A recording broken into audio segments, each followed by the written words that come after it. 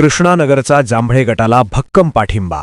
महिला नागरिकांचा निर्धार सदैव साहेबांसोबत. इचलकरंजी शहरातील प्रभाग क्रमांक 2 मध्ये आज रविवारी दिनांक 28 डिसेंबर रोजी महत्त्वपूर्ण राजकीय घडामोड घडली. प्रभाग क्रमांक 2 मधील कृष्णानगर परिसरातील महिला व नागरिकांनी एकत्र येत जांभळे गटाला जाहीर पाठिंबा दिला. हुसेन जमखंडी यांच्या जनसंपर्क कार्यालयाबाहेर मोठ्या संख्येने महिला व नागरिक उपस्थित होते.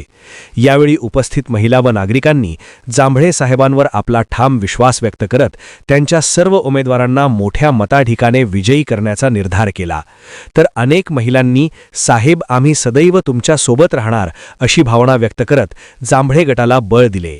या प्रसंगी समीर जमादार यांनी उपस्थित महिला व नागरिकांना संबोधित करताना सांगितले की कृष्णानगर परिसर कायम जांभळे साहेबांच्या पाठीशी उभा राहील आणि त्यांच्या सर्व उमेदवारांना मोठ्या मताधिक्याने निवडून आणण्याची जबाबदारी आपण सर्वजण एकजुटीने पार पाडू असे सांगितले.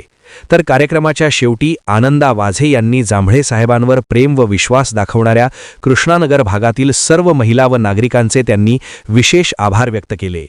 या जाहीर पाठिंब्यामुळे प्रभाग क्रमांक 2 मधील राजकीय समीकरणांमध्ये जांभळे गटाची ताकद अधिक मजबूत झाल्याचे चित्र दिसून आले. हुसेन जमखंडी यांच्या जनसंपर्क कार्यालयावरती आमच्या या सर्व माता भगिनी आज एकत्र येऊन इथं त्यांनी त्यांचा एक प्रकारे रोषच हे केलेला आहे की जांभळे साहेबांनी आहे ते जांभळे गटानं जांभळे साहेबांनी जे उमेदवार आज सोडून गेले इथून म्हणजे ज्यांनी पक्ष बदलला स्वतःच्या स्वार्थासाठी आणि आज जे एवढ्या माता भगिनी आज इथं उपस्थित झाल्या त्या सर्व अशोकराव जांभळे गटावरती आणखीन जांभळे साहेबांच्यावरती प्रेम असल्यामुळे इथं आलेले आहेत.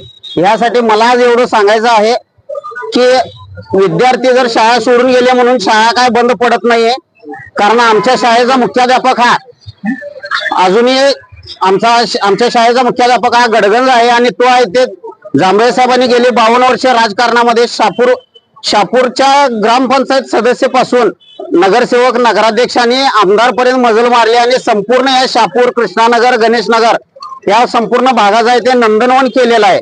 त्यासाठी आज आपण सर्वजण इथं येऊन ज्या पद्धतीनं जांभळे गटावरती आणि राष्ट्रवादी काँग्रेस पक्षावरती जे तुम्ही प्रेम दाखवलेलं आहे हे असंच आपण आहे ते शेवटपर्यंत आहे ते टिकवून ठेवावं आणि येणारी ही निवडणूक आपण लोकशाही पद्धतीनं हा तुमचा जो सर्वांचा राग आहे तो सर्व राग आपण मतपेटीतून व्यक्त करून आहे ते आपण जे जांभळे गटाने जे उमेदवार दिलेले आहेत आपल्याला त्या सर्वांना निवडून आणण्यासाठी आपण सर्वांनी तुम्हीच नेता कारण जी जनता आहे ती नेता पण घडवू शकते आणि कार्यकर्ता पण घडवू शकते.